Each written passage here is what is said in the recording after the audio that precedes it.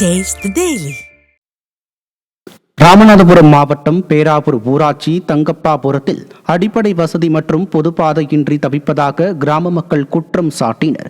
இக்கிராமத்தில் அரசுக்கு சொந்தமான புறம்போக்கு நிலத்தை சில தனிநபர்கள் வேலி அமைத்து அடைத்ததால் பொதுப்பாதையின்றி கடும் சிரமத்திற்கு ஆளாகியுள்ளனர்.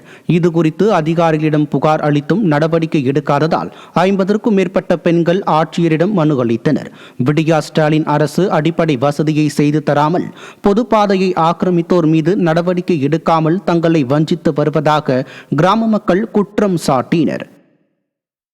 ஒரு வாரத்தில் அகற்றிடுவாங்க அப்படின்னு சொல்லிட்டு பதிலளிச்சுட்டு போனாங்க. ஒரு 2 மாதம் ஆகுது. இதை குறித்து நான் அதிகாரிகளை கேட்கும்போது எந்த ஒரு நடவடிக்கையும் இதுவரை இல்லை. கரூரில் உதயநிதி வருகைக்காக ஆபத்தான முறையில் சாலையில் நட்டு வைத்துள்ள திமுக கொடிகளால் வாகன ஓட்டிகள் அச்சமடைந்துள்ளனர். பல்வேறு நிகழ்ச்சியில் பங்கேற்க உதயநிதி வருவதை முன்னிட்டு திருமாநிலையூர், தான்தோன்றிமலை உள்ளிட்ட 3 கிலோமீட்டர் தூரத்திற்கு சாலையின் இருபுறத்திலும் திமுக கொடி கம்பம் நடப்பட்டுள்ளது. வழக்கத்திற்கு மாறாக காற்று வேகமாக வீசியதை அடுத்து கொடி கம்பங்கள் கீழே சாய்ந்துள்ளதால் வாகன ஓட்டிகள் அச்சத்துடன் பயணிக்கின்றனர். நெடுஞ்சாலையில் கொடி கம்பம் நட பல்வேறு விதிகள் உள்ள நிலையில் விடியா ஸ்டாலின் அரசு விதிமுறைகளை மீறி அராஜகத்தில் ஈடுபட்டுள்ளதாக பொதுமக்கள் குற்றம் சாட்டினர்.